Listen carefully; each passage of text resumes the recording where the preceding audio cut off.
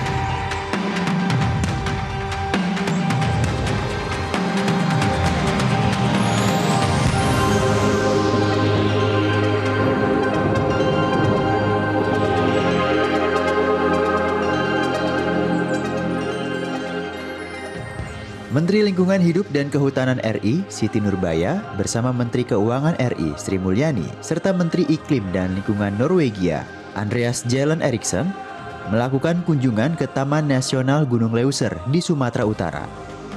Kunjungan pada Sabtu, 1 Juni 2024 tersebut merupakan bagian dari kerjasama pemerintah Indonesia dan pemerintah Norwegia dalam upaya konservasi keanekaragaman hayati dan pengurangan emisi gas rumah kaca. Dengan kunjungan tersebut, Menteri Lingkungan Hidup dan Kehutanan Siti Nurbaya ingin menunjukkan komitmen Indonesia dalam penurunan deforestasi, menjaga keanekaragaman hayati, dan mendukung pencapaian pengurangan emisi sektor kehutanan dan lahan melalui program Indonesia's Voluntech 2030. Pemerintah Indonesia dan Norwegia telah bersepakat dalam pendanaan berbasis kontribusi atau result-based contribution untuk pengurangan emisi dari deforestasi dan degradasi hutan atau REDD+. Dari kerjasama pemerintah Indonesia dan Norway melalui program Voluntech 2030, salah satunya untuk terus meningkatkan sarana prasarana konservasi di Taman Nasional yang ada di Sumatera dan Kalimantan karena menyangkut spesies flagship dunia. Di Taman Nasional Gunung Leuser, ketiga menteri tersebut berkesempatan melihat langsung orang utan Sumatera dan Pongo abeli yang merupakan salah satu satwa dilindungi yang paling terkenal di kawasan ini. Kunjungan kerja ini juga dalam rangka memperingati Hari Lingkungan Hidup Sedunia yang jatuh pada 5 Juni. Usai dari Bukit Lawang, Kabupaten Langkat, Menteri Siti dan Menteri Eriksen melanjutkan kunjungan kerja ke lokasi pemulihan ekosistem dengan pola kemitraan konservasi di Suaka Marga Satwa Karanggading dan Langkat Timur Laut. Di lokasi ini, rombongan meninjau lokasi pembibitan mangrove serta melakukan penanaman mangrove dan pelepasan satwa liar yang dilindungi yaitu kura-kura tutong laut. Kerja-kerja lapangan ini merupakan kerja mitigasi iklim yang nyata terutama untuk rehabilitasi kawasan mangrove yang juga memberikan peningkatan kesejahteraan masyarakat karena dikerjakan bersama masyarakat dalam kemitraan konservasi. Kementerian Lingkungan Hidup dan Kehutanan terus berkomitmen dalam menjaga kelestarian satwa liar dan lingkungan hidup demi masa depan yang lebih baik bagi generasi mendatang.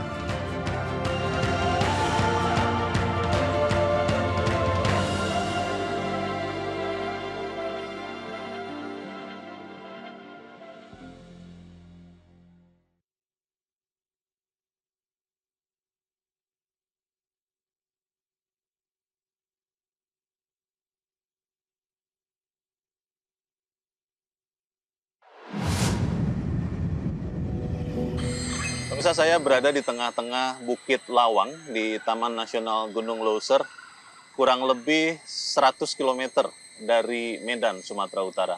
Dan di Hari Lingkungan Dunia, in this World Environment Day, we would like to ask several things with my sources. And I am with Minister of Environment and Forestry, Mrs. Siti Nurbaya. Bu Baya, good day. Thank you. And I'm also with Minister of Finance, Mrs. Sri Mulyani Indrawati. Bu Ani, good day. Good. And also I am with Norwegian Minister of Climate and Environment, Mr. Andreas Bjelland Eriksen. Mr. Eriksen, good day. Very nice to meet you. First, I want to ask Mrs. Nurbaya. Bu Baya, what are Ministry of Environment and Forestry doing to restore Indonesia's land, forest, and also to reach Indonesia's target of net zero emission, Bu, especially in this World Environment Day? Yeah, actually, we have been having Indonesia forestry and other land use net sink 2030 target. Mhm. That means that we have to reach our commitment on NDC, on reduction emission. So on that aspect, we will have target, and I believe it's going to be optimistic, could be reached. It's about 140 million ton CO2 negative. Mm. So that means we will reach the target because let's say starting 2020, we do manage to reach the emission reduction up to 48%. And then on 2022, we have about 43% on last year. In 2023, Yeah. as we know, we have been having El Nino. Mm. We were reaching about 41%, but that means it is manageable Mm. because our target is 31% with national capacity and 43% with cooperation Yeah. internationally, financial, and technically. We are lucky that we have such a good Minister of Finance Mm. that supporting the Yeah. agenda. Yeah. And as you ask about the agenda, in the Follow Net Sink, we are doing the rehabilitation, mangrove, peatland, as well as natural forestry areas. The degraded land, we are doing also the planting. And good things is that community has been having good awareness on this aspect. Yeah.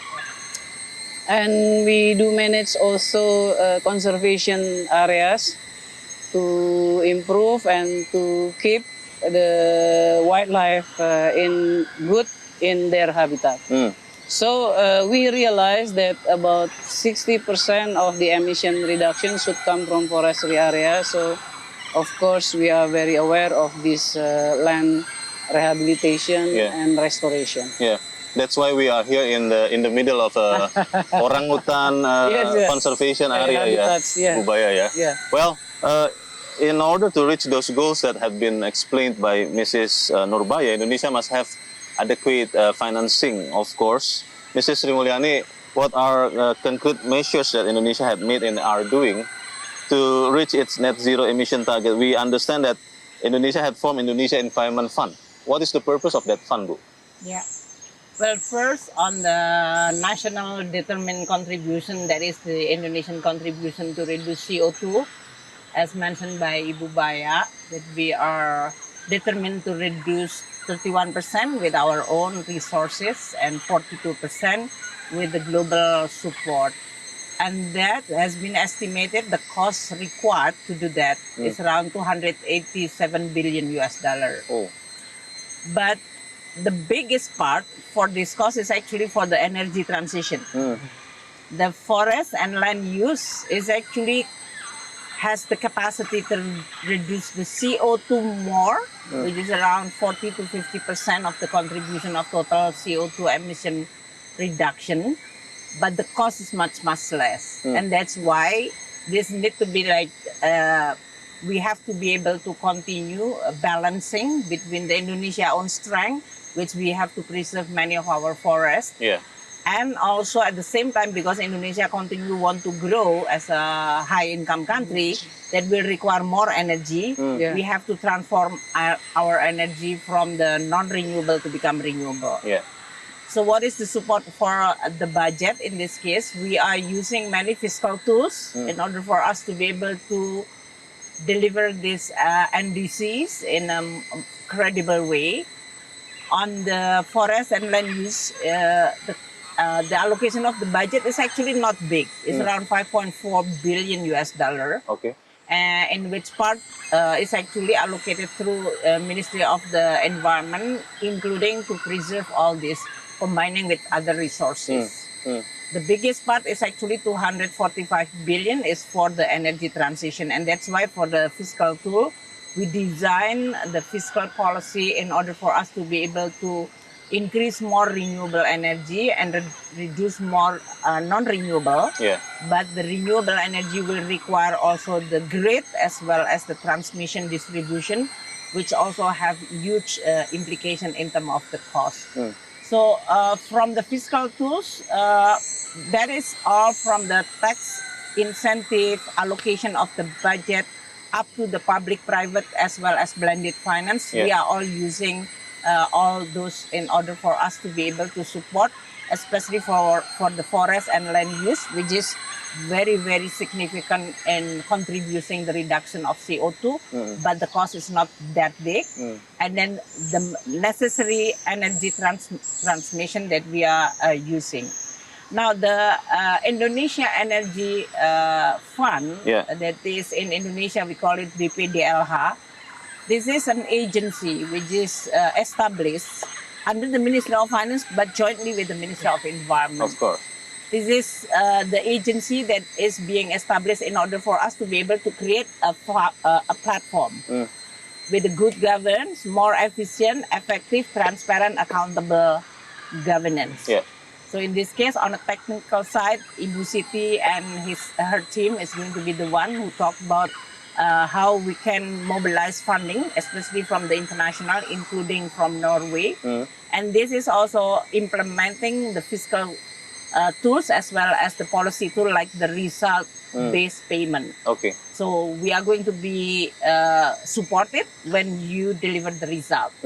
And we need to have an agency which is trusted by all agencies all over the world, like bilateral Norwegian, but also from multilateral institutions like World Bank. We are implementing on the technical side on the Ibu Siti ministries, on monitoring and review and evaluation and reporting. And then the money will be then issued the decree by Minister Environment, Ibu Siti, in order to allocate for which local government that deserve to get this fund grant in this case, in order for them to use for this environmental protection. Okay. We combine with many other instruments like from the fiscal side. We also have a transfer to the local government. One item on their incentive or performance of local government that we measure is actually on the environment protection. So we use all resources, tools, as well as mechanism within this platform. Okay. The climate change is real. And I believe Mr. Erickson is facing the humid here, the hot air. And Indonesia has been doing many things to tackle the climate change. How do Norway and also the rest of the world sees Indonesia's doing, Mr. Erickson? I mean, first and foremost, although I'm a relatively young man, I've been engaged now in politics for 20 years. And when I started doing youth politics in Norway 20 years ago, we were talking about climate change as something that was going to happen in the future. And now 2023 was the hottest year that we've ever recorded. So climate change is happening here and now. And that is why action here and now is so important. And I think I can say very safely in terms of the Norwegian view that Indonesia has really been a leader. And under President Jokowi and under Minister Nurbaya, what has been achieved here on reduced deforestation, it's on an immense scale, and it's one of the biggest contributions to the reduced CO2 emissions globally in the last couple of years. So it's really, really a big achievement. And now also to hear of the plans for the FOLUNET Sync 2030 and how you really can turn it around to also become a contributor of what we're going to do going forward as well, to reduce more emissions in the future and even contributing net positively in the future. That's a very amazing plan, and we're very proud to be a part of that partnership between Indonesia and Norway, and to be able to contribute to the work that's being done, and also to be here to see how the plans are moving forward, also for utilizing the money from the Indonesia Environment Fund. Is really exciting to see, and it's very positive news that we need to really share with the world as well, because it's it's very easy, given the backdrop, to become negative towards a lot of the things that's happening in the world. But the action that's been taken here in Indonesia and the political leadership that's shown here in Indonesia, it certainly shows that it's possible to do something. Mr. Erickson, this is my last question for you. Do you have any other specific wish for us Indonesians doing to reduce the to tackle the climate change and also the carbon emission? I mean, the easy wish is to keep on doing what you have planned to do for the next couple of years. I think utilizing the forest in line with your plans, while at the same time working on the energy transition and finding good ways for working with the energy transition, and also ensuring that you're able to integrate with that with further growth, new prosperity, new possibilities. I think that's a very good plan going forward. And from our point of view, we will continue to contribute to that plan in any way we can also going forward. Thank you, Mr. Erickson. And that's a wrap for Minister's Talks from the Field. Itulah akhir dari pembicaraan para menteri di tengah-tengah lapangan, di tengah-tengah Bukit Lawang, Taman Nasional Gunung Leuser. And I thank you, Mrs. Nurbaya. Bu Ani, thank you. And also, Mr. Erickson, thank you for coming. Thank you. I am Leonard Samosir. Thank you for watching. Thank you. Thank you. Thank you. Thank you so much. Thank you. Very nice to meet you.